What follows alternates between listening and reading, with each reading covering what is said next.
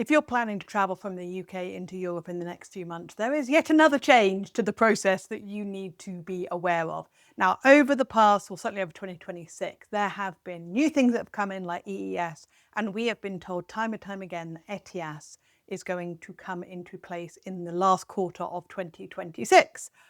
That is now no longer the case. In fact, the date has been completely removed from the official Etias website, and they have told us that they will tell us within a few months of it starting so that we can be prepared.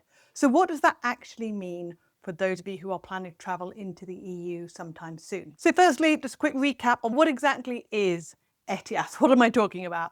Etias stands for the European Travel Information and Authorization System, and it is basically a way of the EU knowing in advance who is coming into their borders and out of their borders. So they have a better understanding and also the capability of saying no, exactly in the same way that the US does with their ESTA system. So it is not a visa, it is technically a visa waiver for those of us in countries that don't need visas to go into the EU. But you still have to apply for it in advance, you still have to pay for it. So on a lot of ways, it is exactly like a visa. It has to be done before you travel. You can't wait until you get to the border. Now, a lot of people are getting Etias confused with EES. They are two completely different systems.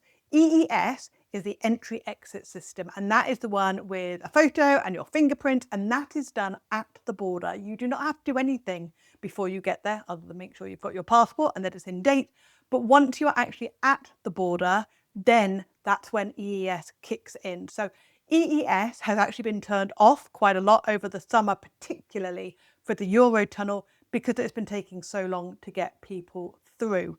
Now, I have flown into the EU 3 times this year, and every single airport that I have flown into has had EES up and running. And honestly, the first one, Madrid in February, was horrendous. It took about 2 hours to get from the plane to collecting our luggage. Like, it was madness. But the next time I flew into Spain, which was actually only a couple of weeks ago, that worked really well and it took about 10 minutes. So it just shows that the system is getting better. And also, people like myself who have now already done it, we can now sort of skip that fingerprinty bit and just go straight to the bit with the passports where they check all that, because they're still doing all that, which seems to defeat the point of the EES system, but never mind. So that is working on most of the airports. It is the ferries and it is the tunnel where it's hit and miss what is happening with the EES system. So if you are crossing into Europe sometime in the next few months, prepare and expect to be asked for your fingerprints and your photo and all of that stuff, but it might be switched off on the day that you go through. So it's not a guarantee that it will happen for you. But that, like I say, that is in place, that is still running. And as soon as that is up and running properly and hasn't been switched off for several months, then we will be getting closer to the time where we need to start looking at Etias. So that is EES. Like I said, there's no cost for that. Etias is the scheme that is coming in. That's like phase 2, if you like, of the European border protections. And that is the one where you will have to apply for it in advance.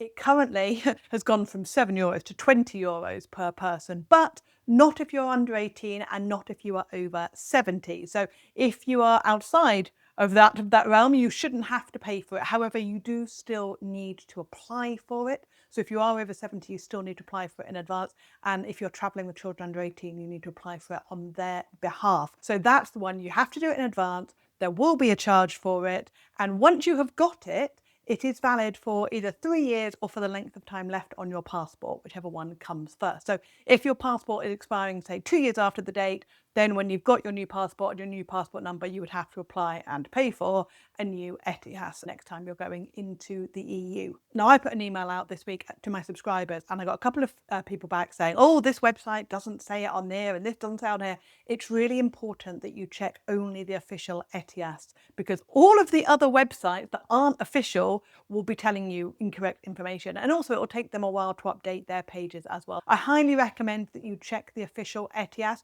You can also sign up to get alerts for when things do change, But you can also subscribe to my channel and indeed to my email list. I'll leave the link for that below this video so that you can get up-to-date information from a source that you trust rather than a website that has Etias in the title but isn't actually an official source. So when is Etias actually due to start? That's the bit that we no longer know. So they have always had some sort of date they're aiming for. That has obviously gone out the window. Whether they change it the day after I release this video, who knows? But at the time of recording, there isn't a date on the official Etias website, whereas there always has been before. That says to me that they have not gone as well as they had hoped. And instead of constantly saying it'll be here and failing that, they are just waiting until EES is up and running. And then that's got to run for 6 months. So I believe when EES is properly up and running, probably over the winter time when there is a little bit less travel going on, then they can get all of that system up and sorted. So possibly next summer, but honestly, I don't know how much stuff has got to go on behind the scenes. But I just wanted to give you a quick update because you may well see on some websites or on previous videos from me that in the back end of 2026, you will have to apply for this Etias visa waiver. That is no longer the case. You do not have to do that. And if you come across a website that is trying to charge you to do that, do not listen to them. You can't do it. You shouldn't do it. You're just going to waste money on something that is not an official document. So I just wanted to make sure that everyone was really clear and aware. If you do know anybody who is traveling into the EU anytime over the next few months, please do send them this video or just let them know, because I want to make sure that nobody gets caught out by any of this scam schemes that are going on. Try saying scam schemes 3 times quickly. That was less than fun.